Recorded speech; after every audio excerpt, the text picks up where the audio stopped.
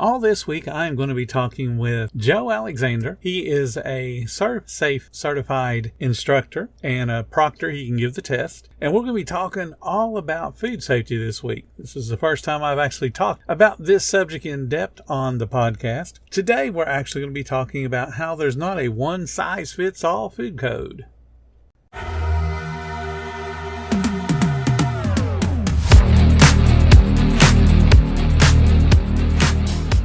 Welcome to the 10-Minute Food Truck Training Podcast. My name is Bill Moore. I am a food truck business coach, author of 5 food truck vending books, including Food Truck 101 and Food Truck 201. This podcast is all about helping you start and grow your food truck business. Imagine what's possible when learning doesn't get in the way of life. At Capella University, our game-changing FlexPath learning format lets you set your own deadlines so you can learn at a time and pace that works for you. It's an education you can tailor to your schedule. That means you don't have to put your life on hold to pursue your professional goals. Instead, enjoy learning your way and earn your degree without missing a beat. A different future is closer than you think with Capella University. Learn more at capella.edu. I am Joe Alexander, and I own a company. I'm in North Carolina. I'm a double entrepreneur right now, running 2 businesses. My main thing that keeps me busy is a food safety firm, teaching the food safety, ServSafe to restaurants and, of course, food trucks and any other operation that's required to have that food safety manager certification. And then, that comes and goes. And so I spend the rest of my time, which is trying to become a full-time job, running a food truck. So that is how I got into our awesome group and gotten some valuable information. And that wasn't my first rodeo with the food or with a food truck or any kind of restaurant. I was, if I back up to right out of school, I was a health inspector 2006 to 2009. So fresh out of school, did that. And within a year or two, realized that wasn't going to be my career path. I enjoyed the teaching part. I enjoyed helping folks and really working that side of it, but not necessarily the regulatory side, being that health inspector that comes in.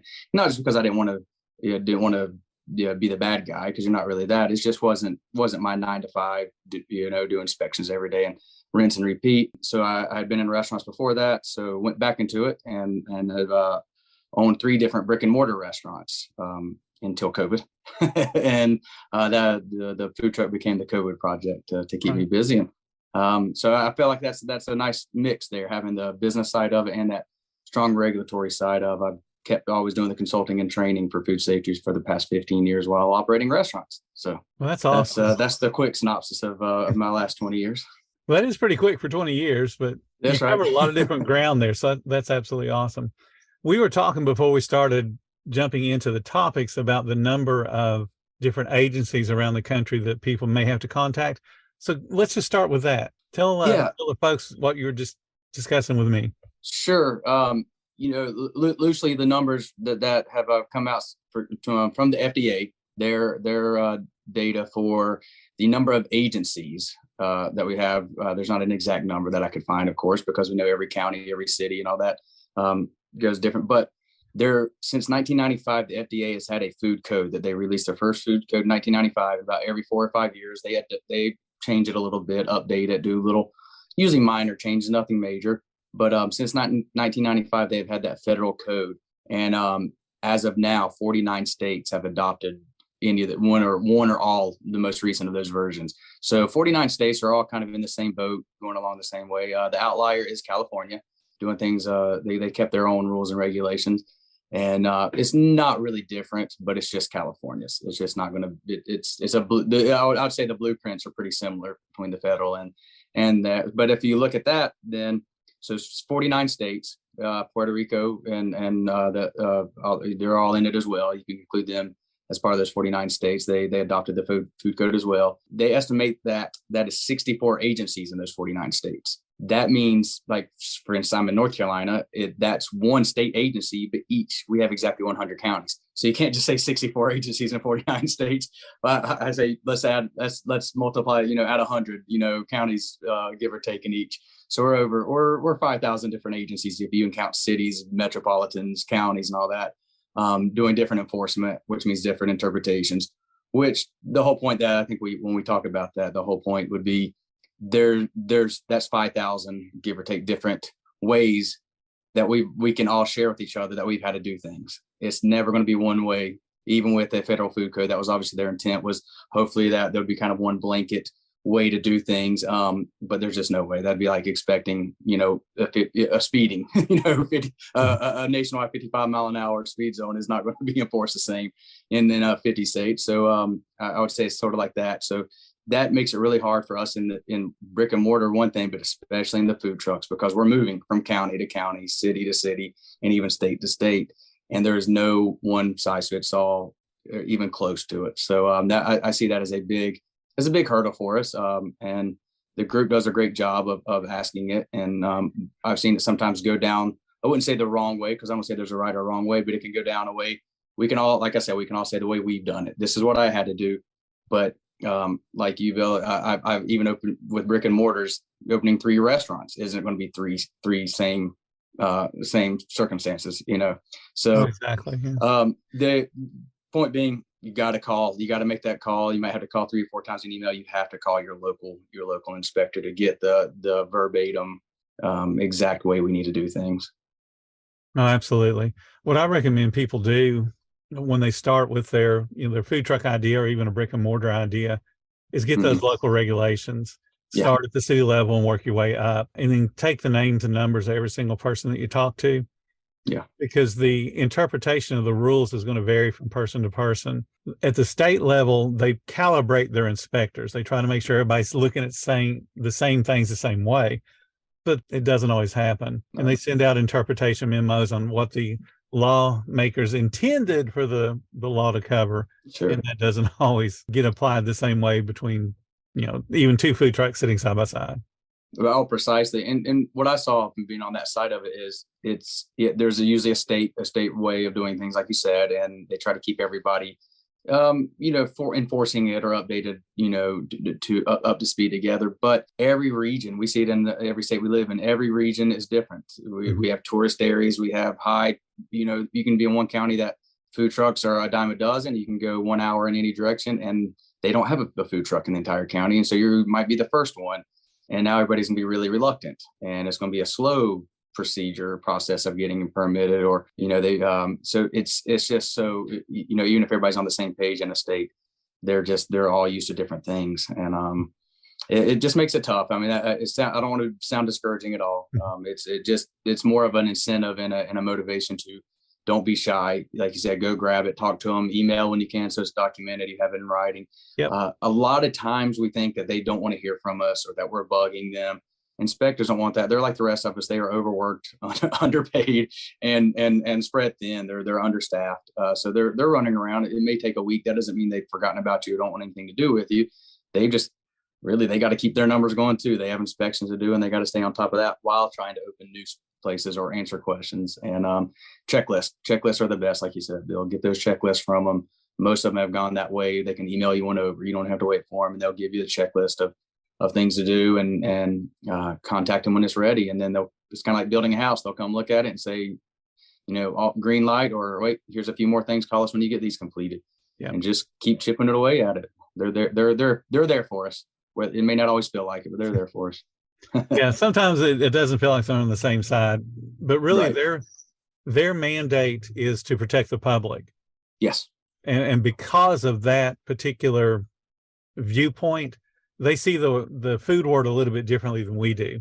Sure. And since they're coming at it from a different angle, sometimes we don't communicate the same ways. Yeah. And sure. Their end goal is they want to protect people. And that's an admirable goal. Our goal is to make money, so we're trying to figure out how to pacify the health inspector while also still trying to make sure the guests want to come and eat the food. Right. So it does, going farther in debt. Exactly. It does become a challenge sometimes. Sure. So let's jump in a little bit to, you said you have done ServSafe and taught classes. Yeah. I last estimated I've probably helped about 2,000 students in the past 15 years get ServSafe certified. The manager, the one that that's why I mentioned that we talked about that food code. So even with California, we can throw them in, but every state has that. It's food safety manager is what the actual certification is in the code. ServSafe is not in the written in the rules. That's the third party. 95% of what we see is probably ServSafe because they made it easy, backed by the National Restaurant Association.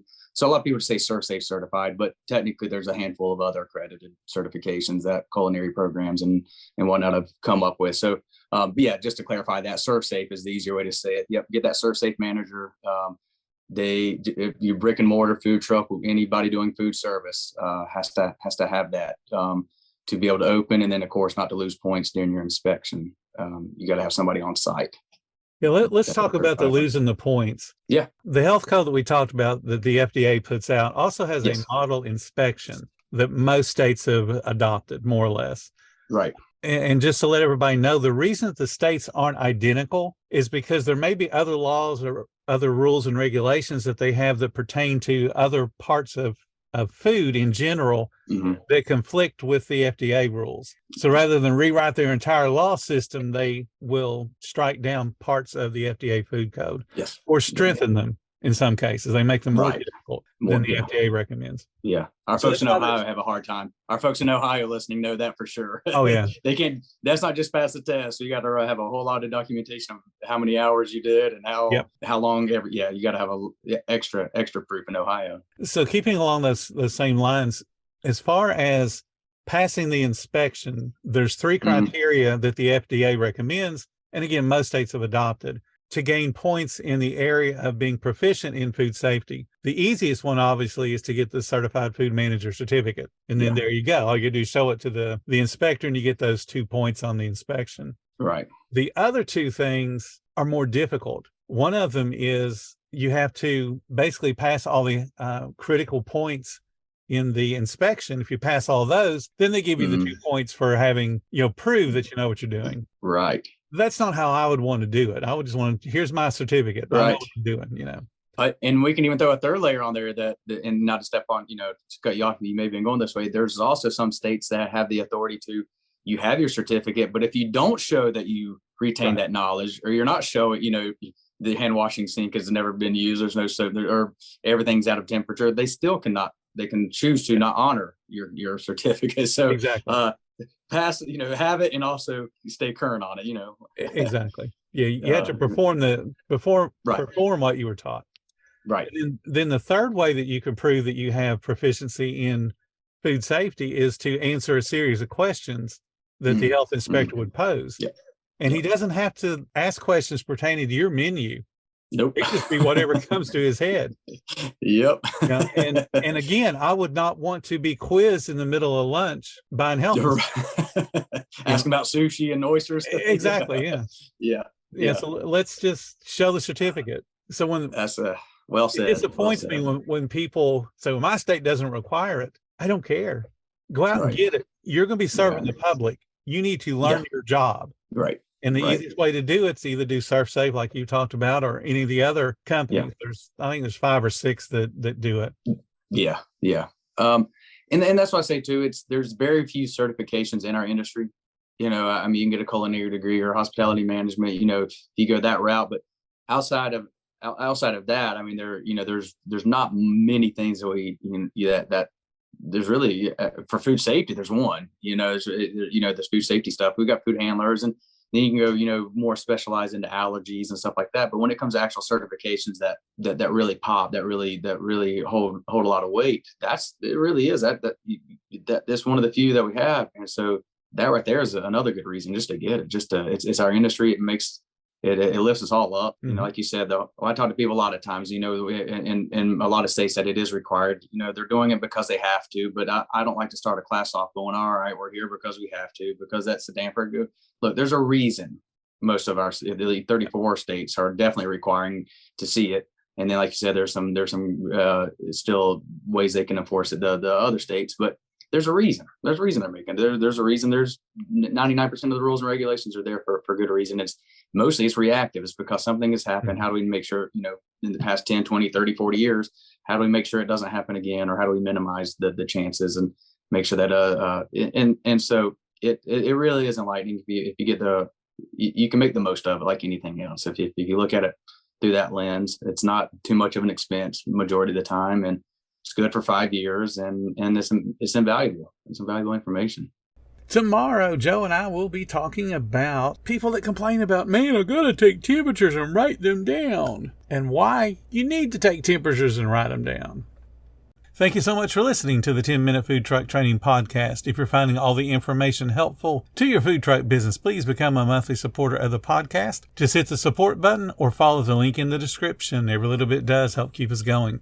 Join our Facebook group. It's called Food Truck Training. We have a whole bunch of awesome members at all different levels, from brand new beginners to decades-old veterans. They've all got your back when it comes to helping you with your food truck. And again, thank you for listening. Come back tomorrow, because you know I got plenty more to say when it comes to helping you and your food truck business grow.